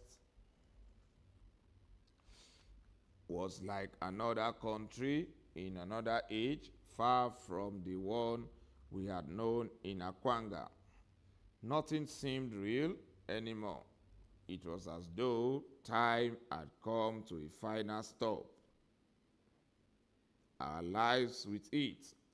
Days came, followed by night, followed yet again by day and night. That was the sum total of our lives, our miserable existence far away from civilization. We ate whatever little was handed to us by the women in the kitchen. We did not know how these killers got their food, but they fed us twice a day with miserable meal not fit for the dog John once had that came wild and had to be sold off. It was just enough for prisoners like us. Amina's delivery journey began late one night. A large tent not far from where I stayed with Diko served as some sort of clinic where the killers, wounded fighters were treated. It also served those of us prisoners who were ill. It was also used for delivery for women who either came with their own pregnancies or, like Amina, were made pregnant by these killers. Piercing screams from Amina woke us up. The evening before, she had complained about the discomfort she was feeling. She had been restless. She would stand, sit down, stand again, and walk about. We tried to calm her down, but we got little results with our efforts. She warped to bed, clutching her waist with both hands like an aged woman. We could not laugh at all. This was wrong, very wrong. Amina was older than me by 2 years, and she was going to give birth to another human being as a child mother. That was what she would be when the baby came. We went to bed, and I felt restless in my spirit. I had a feeling something bad would happen, but I did not know what. Even Diko felt my dark mood and let me be. So when the stream of pain tore through the night, it was Diko who woke me up and asked me to listen. It did not take long before I realized what was happening to my friend. In that hopeless forest with these evil men, I had forgotten how to pray as my faith had suffered a severe beating. We slept, woke up, slept again, and woke up. That was our routine, like animals without a purpose. Hope left us a long time ago. Even if I was able to escape, what would happen to Mother? I could not escape without her, and I did not know where she was kept. I did not know what was happening to her either. I was so alone in the wide world. Just supposing I managed to escape from these ruffians, where would I go? Where and who would I go to? Having lost father and brother, could I even make my way back to Akwanga? I felt the earth beneath and the sky above closing in on me and on us who were innocent captives of these killers. For an impure God, my world was limited to Akwanga, as I had no reason to venture beyond our town. Books and television provided me windows to the outside world. I had no real experience of it. Amina's scream increased as the night wore on. The women midwifing her pleaded with her to push harder. It was a long and terrible night for me. I was not Amina, but I could feel for Amina in that empty clinic that I was sure did not have drugs, doctors, and nurses that could deliver women of their babies. I got up and began pacing up and down in our tent. My spirit flew out to be with my friend in an hour of terrible distress. Diko sat hunched like a monk on a mat in a corner of our tent and was counting his prayer rosary. I took some comfort in the fact that I was not alone in my suffering with Amina. Diko was with me. Each time I heard her scream, I felt a knife being driven into my soul. How could a person so young be made to undergo such pain that can beyond pain? Dear God, when would the baby come out to set my friend free from her pain? What were the women attending to her doing that it was taking so long? I could almost scream myself. Twice I made to go out to see my friend, but Diko read my thought and asked me not to be rash, wondering what my going there would achieve. Then, after what seemed like forever, a piercing tiny voice tore through the night. Diko raised his hand up toward heaven and said a silent prayer of praise. My own hallelujah was the loudest. I rushed at Diko, who had gotten up from the mat, and hugged him tightly. We began to wipe the tears that were streaming down my face. I was overjoyed. Finally, Amina had been relieved of her pain. That was what was uppermost in my mind. Not the baby that I did not care much about. What future did the baby have in this forest when grown-ups like us were without any? At least a great burden had been lifted off the shoulders of Amina. That was some small joy that I needed to celebrate. The next morning, we gathered in groups to discuss Amina and her baby. There was some excitement about the birth, as all births are bound to witness irrespective of where they took place. I only nodded at the conversation going on. It did not interest me much. All I wished for was for Amina to be strong and be on her feet once again. She was an unwilling mother that she had become. A small smile crossed my lips in spite of many resolve not to share in the so-called joy of the newborn. I recalled our neighbors, the Mustafas, who were yet to have children after many years of marriage before this tragedy befell us. The husband was dead, while the poor wife was with us in our common suffering.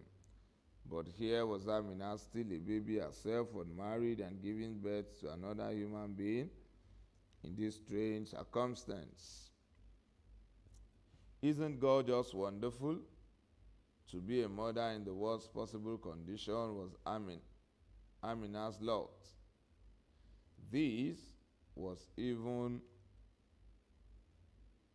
with us caught in the madness of this and senseless war these ruffians were waging against their own country. By evening, however, strange news filtered in to us. Amina was having complications arising from the hard delivery. The baby took too long to come and had caused damage in Amina's young body. The women supervising her delivery were too illiterate to be of any help in the absence of a doctor, nurses, and medicine. The clinic was already overcrowded because a lot of fighters had returned with severe injuries and needed to be treated. As a result, the killer had to toss Amina and her child to a corner where they were abandoned without care. Her condition grew from bad to worse. Before dawn the next day after her delivery, word came that Amina was dead, but the child lived. We were devastated. I was in shock. I broke down and cried uncontrollably. Amina's death hit me as hard as Father's and John's. Those deaths seemed so distant now, as the harshness of her living condition had blurred the sharpness of our grief for our beloved. We still remember and mourn them, nevertheless, but it was not with the same intensity as before when we newly arrived Sambisa Forest in captivity.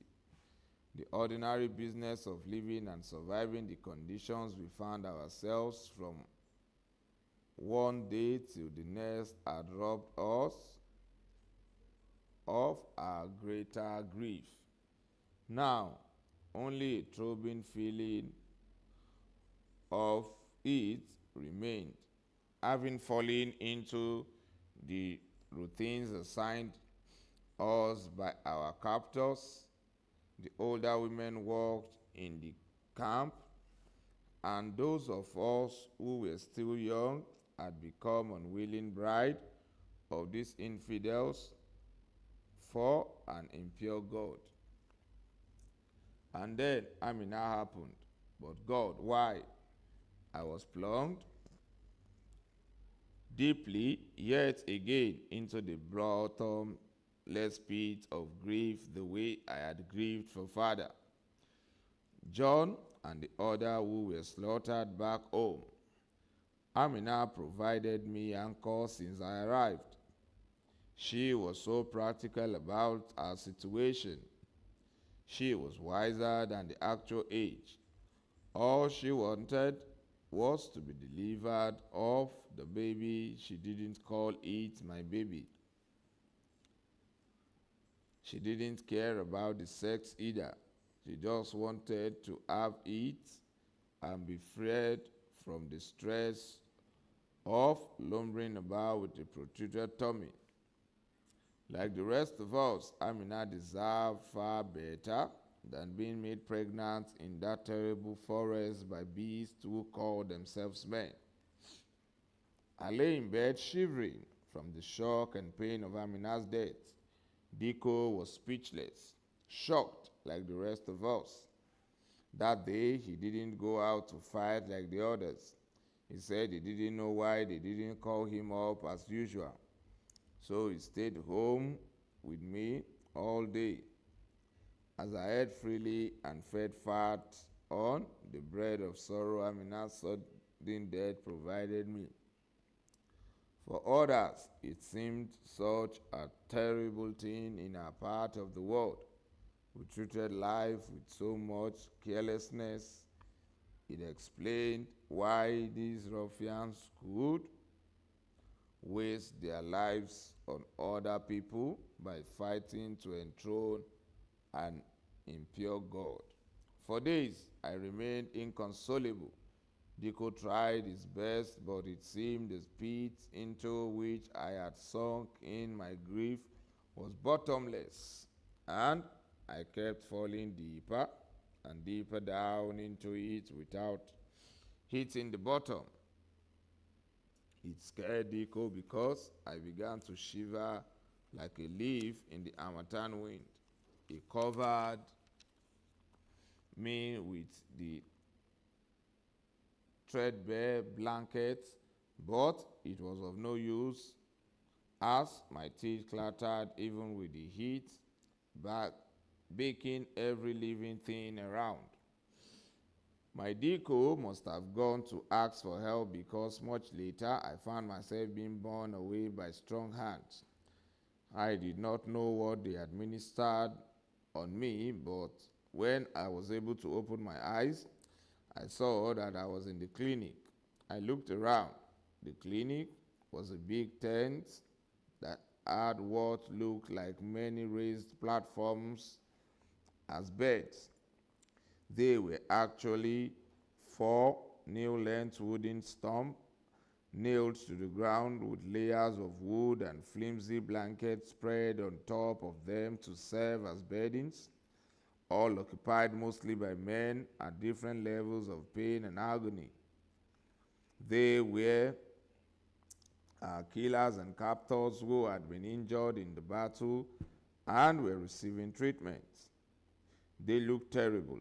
Some of them were screaming as the doctors were using what appeared to the pliers on other crude implements to pull things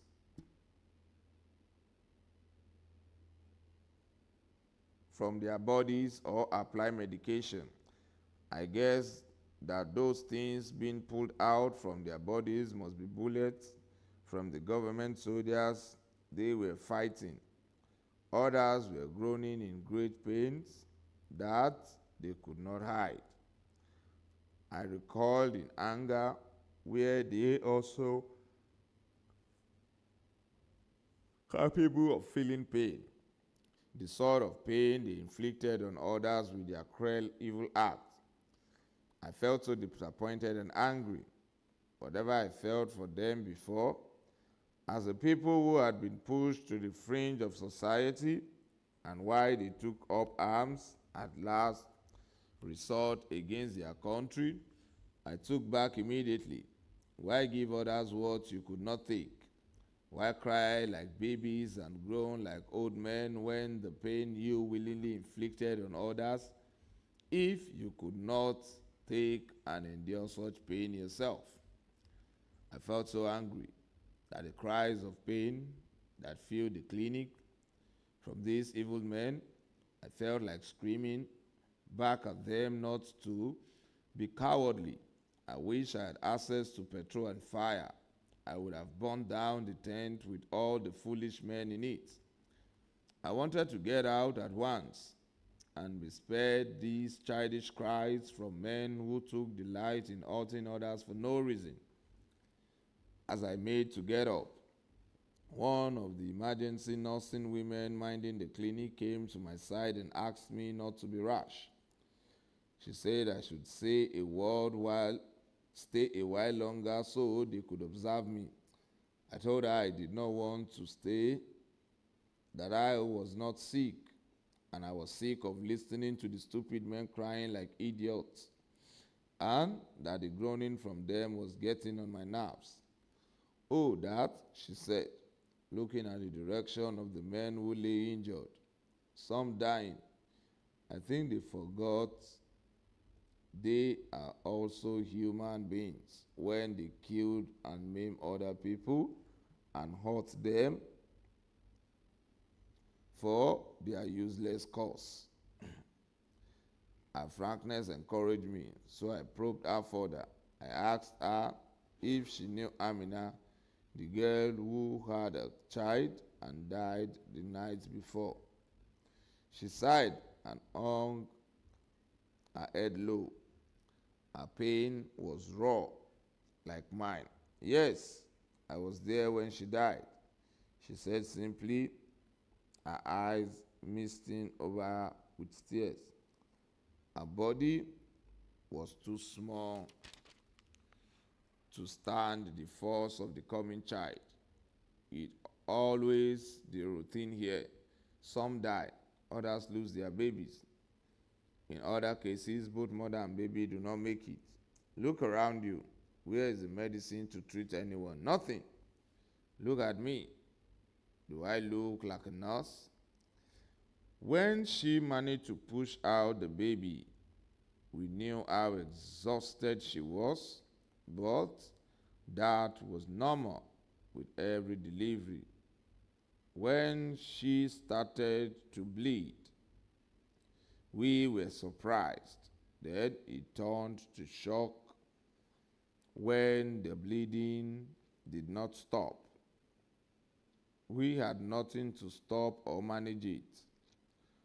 From early dawn, when she was delivered of the baby, till late afternoon, it was non-stop bleeding. We only looked on helplessly. As mothers, we were pained, but there was nothing we could do. Our captors don't know any better how to manage situations like this. They are fighting a war, not delivering babies. We could only sit around her. Some held her hand and pressed wet cloth on her forehead, and we prayed for the best. We watched as life slipped out of her. We watched our daughter die. We watched her die. They were the most terrible long hours we spent watching a child die. But she was a brave girl. She took it all calmly. That broke our hearts to pieces. I shuddered and felt sick in my stomach listening to her story. We remained in silence for a long time, silence for a lively soul lost yet again to a senseless war. Oh, my dear Amina, I would always remember you. You deserve much better. We all deserve much better than this hell we had been sunk into to satisfy the whims of these infidels of an impure God. What about our baby? I managed to ask when the pain in my heart subsided a little. Who will take care of it? Oh, a wet nurse has been assigned to breastfeed him, she responded. Will the child survive? I asked her, concerned about the child. I did not want Amina's 9 months of pregnancy and pain to be in vain. These 9 months must count for something at least. The calabash had broken perhaps. The water might yet be saved from going to waste, from spilling away completely. Yes, he will survive, the nurse said. Oh, so he is a boy, I exclaimed, registering Amina's baby sex for the first time and feeling bitter. Yes, one more soldier to fight their senseless war, she said and sighed. We were of the same mind, thinking alike, of course. She did not volunteer to be here in the forest with these killers. She was like the rest of us, a captive to a powerful enemy. I grabbed her hand and helped her with her not to allow anything to happen to me. She only nodded her head in response. An unmistakable bond already established between us. The next day, I left the dismal clinic into the arms of my Diko, who was so worried about me. After a few days, they came to me just like Diko had predicted. They took me away and abused Diko for not doing his job as a real man should. How could he be with a woman for 10 long months and not make her pregnant? They said he was becoming a liability to the jihadist cause. With the way they were losing men, how would they find replacements if the next few years all the men were as impotent and useless as Diko was? They lashed out at him. I listened to these charges with silent joy in my heart. What did they know? Did they know that there was more to a man and a woman having same heartbeat than making a child? Of course, they would not know, blockheads that they were, since prosecuting jihad was all they knew and cared about. They took me away to a big tent. A man was talking. He praised the window in what they were doing. The jihad was a just and sacred cause, he said, and they needed everyone to play their part. The mission was to destroy all the strongholds of the evil government of Nigeria and replace it with Sharia, the just government of their God. There were older women in the big tent who were preparing the girl and cloaking them with hijabs of death. My turn came and they strapped me with one. I felt light and heavy at the same time as I felt the evil object around my small body. So this was it. I was going to die, and there was no other way out. I held my breath for what seemed like a lifetime. Then I closed my eyes and exhaled. Some of us were assigned to markets, some to army and police checkpoints and barracks, while yet others were sent to mosques and churches. They showed us the button to press that would take us to heaven. We listened to them as they instructed us on what to do, how we should evade capture and take as many people as possible with us to heaven. We were all girls, young girls being sent on errand of death, but they dressed us as if we were going to paradise. Paradise? What paradise were they talking about? A paradise of death. Why did they have to lie? What did they know about paradise? Only God took people to paradise, not bombs. Did they not have shame that they also had to lie to us? Was it to make it easy for us to do as they wished?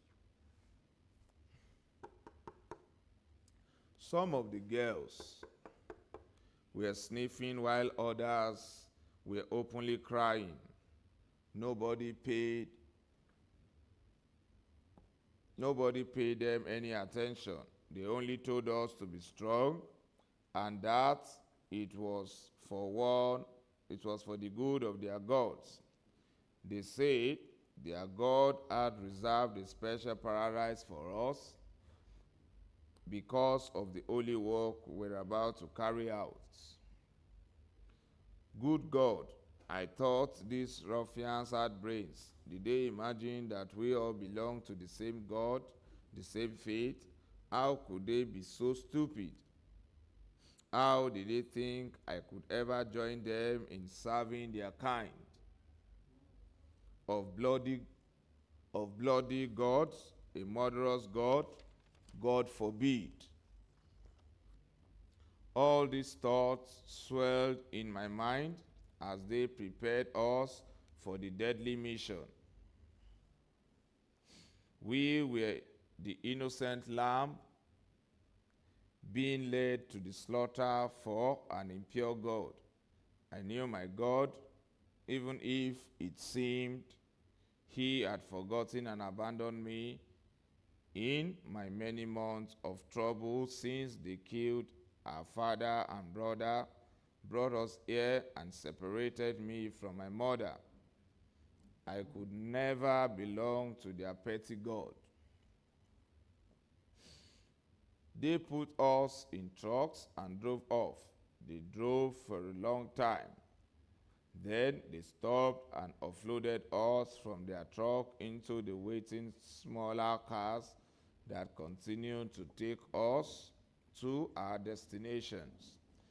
After a while, they started dropping us off one after the other near our targets. Then I was the only one left in the car. They took me to a point on the road and asked me to get down. They pointed at a military checkpoint that was a bend away from where they stopped and ordered me not to fail, as they had also ordered the other girls. They said they would be watching me, and if anything went wrong, they would shoot me dead. I nodded and turned in the direction they pointed. After turning the bend, the military checkpoint and the soldiers guiding it came into view.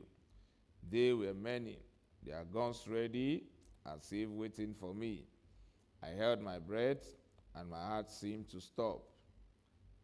I felt the weight of the bomb strapped to my fragile body, but continued to walk towards the soldiers and the checkpoint. There were other passersby also going in different directions. I stepped in line with those going towards the checkpoint. I did not dare look back to see if my guardians of death were watching me as they had threatened. I walked on stiffly, only the tip of my shoe toes touching the ground. It was as if I was walking on air. I could not be a human again in view of what I was about to do. You could not be human and plot to kill other humans. If I had wings, I would just fly away right now, far away to avoid this coming evil. But that man, my guardian of death, could shoot me down. I offered silent prayers in my heart and remembered Diko's word to me some nights ago. I will not die in the silence war. Dear God, this is not your hour for me, I prayed. I shall not do all these ruffians demand, so help me, Father. Just as I got close to the checkpoint, I grabbed the man walking next to me in the direction of the checkpoint and started shouting and told the soldier that the man was a thief who had stolen my purse. There was confusion as people looked at us in horror and began hurrying away from us in different directions. They did not want to be involved in any trouble with the soldiers so close by. It was so unexpected. I did not know how the idea came to me or how I executed it. The man was in shock. He knew the implication of my accusation right in front of the soldiers. He started protesting his innocence, saying that he did not know what I was talking about, and that he was not a thief. Two soldiers came toward us and separated me from the man. They then take us to the building behind the checkpoint, away from the road and curious eyes of the public. In the middle of the commotion, I cast a furtive glance behind me for signs of the Boko Haram men who had brought me. I did not see or notice any of them coming toward us. I was relieved when the soldiers quickly took us away from the road to the makeshift building behind the checkpoint. My captor would have to shoot their ways into the building past the soldiers to kill me, I reasoned. And then the soldiers would be ready for them. When we got inside, the soldier asked me what happened. I was so